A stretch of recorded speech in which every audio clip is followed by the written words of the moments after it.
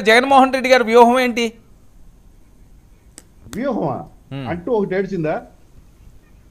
గాల్లో కొట్టుకొచ్చాడు, తండ్రి చనిపోతే పార్టీ పెట్టాడు, శవాల మీద ఏడ్చాడు, శవాల మీద రోధించాడు, రోడ్డున పడి చెరదిరిగాడు, డబ్బు ఉంది ఖర్చు పెట్టాడు, ఒక్క అవకాశం అన్నారు ఇచ్చారు.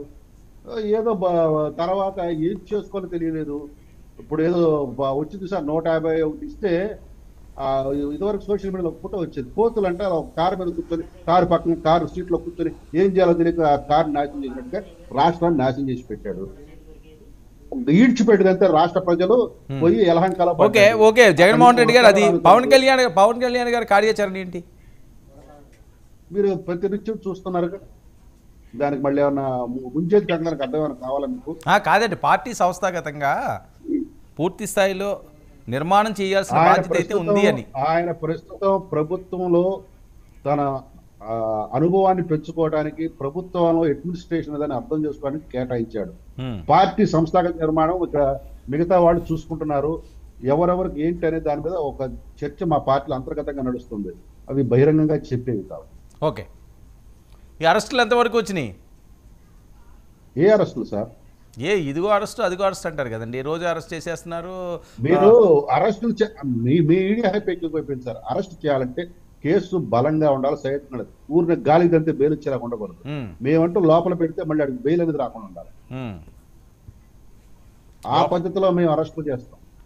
లోపల పెడితే బెయిలే రాదా? బెయిల్ రాకూడదు వెంటనే. ఓకే, ఏం నవ్వుతున్నారు బాలకోటి గారు? ఏం నవ్వుతున్నారు మీరు? అదే స్టాండా? కాదు వర్మ గారు, ఇందాక ఆనంద్ సాగర్ గారు అనంత బాబు గురించి చెప్పారు.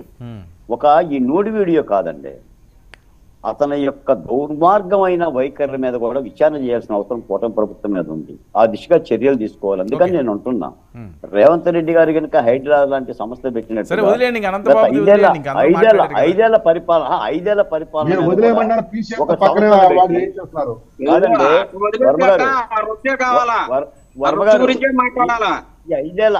పరిపాలన మీద అన్ని అంశాల మీద కూటమి ప్రభుత్వం ఈ అన్ని అంశాల మీద కూడా విచారణ చేయాలండి. ఇప్పుడు భూములు కబ్జా చేశారు, ఏంటి రోడ్లు దొబ్బుకుపోయారు. కాదండి, చెయ్యరనా చేయటం లేదనా మీ డౌట్ ఏంటి? చెయ్యరు కాదు సార్, ఒక సంస్థను పెట్టి మరి చెయ్యాలంటున్నా. చేస్తారు, ఇంకా సమయం ఉంది కదండి.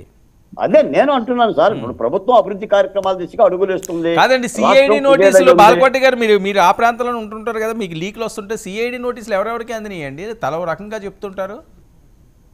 ఇప్పుడు తెలుగుదేశం పార్టీ మంగళగిరి కార్యాలయం మీద దాడి చేసిన వాళ్ళందరి మీద కేసులు పెట్టారు సార్, దాని విచారణ పర్వం జరుగుతుంది. చంద్రబాబు నాయుడు గారి ఇంటి మీద దాడి చేసిన వాళ్ళ మీద కూడా కేసులు పెట్టారు. కొన్ని మదనపల్లికి సంబంధించిన అంశాల మీద కూడా విచారణ జరుగుతుంది. నేను అంటమే కాదు సార్, నేను కాదు సార్, అసలు ఈ రాష్ట్ర ప్రభుత్వం వైసీపీ ప్రభుత్వం అంత కుదేలవ్వటానికి మొత్తం ప్రజలంతా ఒక స్వాతంత్రోద్యమంలో తిరగబడ్డట్టుగా ఇంత భారీ ఎత్తున 57% ఓట్లతో 124 సీట్లతో కూటమి గెలిపించడానికి కూడా ఒక స్వాతంత్రోద్యమంలో పోరాడామండి. ఏ సామాజిక వర్గం కూడా వైసీపీ పరిపాలనలో స్వేచ్ఛగా బతకలేదు, ఎవరికి ఊపిరాడలేదు. మనం అన్ని ప్రతిరోజు డిబేట్లు పెట్టుకున్న వాళ్ళమే. కాబట్టి ఆయన ఇచ్చిన అధికారాన్ని పిచ్చోడి చేతిలో రాయిలాగా మార్చుకున్నాడు. కాకపోతే బాధాకరమైన విషయం ఏంటంటే ఇప్పుడు కూడా వైసీపీ సమీక్ష లేదండి. ఇప్పటికీ కూడా ఆయన ఎందుకు ఓడిపోయామనేది సమీక్ష లేదు. ఈవీఎంల ద్వారా ఓడిపోయామని భావిస్తున్నారు.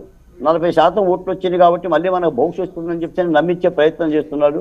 కానీ అది రాజకీయాలకి ఖచ్చితమైన పద్ధతి కాదు. నాకు తెలిసి చాలా మంది, మీకు తెలిసిన గ్రామీణ స్థాయిలో 2వ శ్రేణి 3వ శ్రేణి నాయకులందరూ కూడా ఆయా రాజకీయ పార్టీలో కార్యకర్తలు చేరిపోతున్నారు, కుప్పలు తెప్పలుగా, కుటుంబాలుగా. ఇక పేర్లు నిలబడ్డ కొంతమంది మనకు కనిపించిన నాయకులే ఊగిసిరాటుంటున్నారు. మీకు తెలుసలేదు, మీకు మాట కూడా చెప్తా. ఆనంద్ సాగర్ గారు, విజయసాయి రెడ్డి గారు అమిత్ షా గారిని కలిసి అప్రూవర్గా మారే ప్రయత్నం చేస్తున్నారు. ఈ వైసీపీ ప్రభుత్వ యొక్క విధానాల మీద ఆయన సమాచారం ఇచ్చే విధంగా నన్ను వదిలేయండి అని చెప్పేసి అప్రూవర్గా మారే ప్రయత్నం చేస్తున్నారు. బ్రేకింగ్ ఏంటి సార్? మొన్న కూడా మీరు మద్యం కేసులో కసిరెడ్డి రాజశేఖర రెడ్డి గారి పేరు విన్నారా? ఈ పేరు ఎప్పుడైనా తగిలిందా? అసలు మీకు ఇతర దేశాల్లో ఉండి ఈ మద్యం మాఫియా నడిపించారు సార్. ఇది ఢిల్లీని తలదన్నే కేసు. ఢిల్లీలో కవితని పట్టుకుంది 100 కోట్లే, కొన్ని వేల కోట్ల రూపాయలు. ఈ మద్యం ద్వారా మూలాన కూడా కుటుంబాలు చిత్రమైపోయినాయి, ఆత్మహత్యలు జరిగినాయి, అరాచకాలు జరిగినాయి. ఇది పెద్ద కేసు అండి. ఆంధ్రప్రదేశ్లో జరిగిన మద్యం అమ్మకాలు, వీళ్ళు దశల వారీ మద్యం అని చెప్పేసి మొత్తం జీవితాలను ధ్వంసం చేశారు. దీని మీద విజయసాయి రెడ్డి గారు జగన్మోహన్ రెడ్డి గారిని వదిలి వెళ్ళే పరిస్థితి ఉంటుందా? ఇప్పుడు చాలా అమాయకంగా ప్రశ్న అడుగుతున్నారు. బాలకొండ గారు ఒక మాట, ఇప్పుడు విజయసాయి రెడ్డి ఫోన్ పాపం కృష్ణానదిలో పోయిందంట పాపం.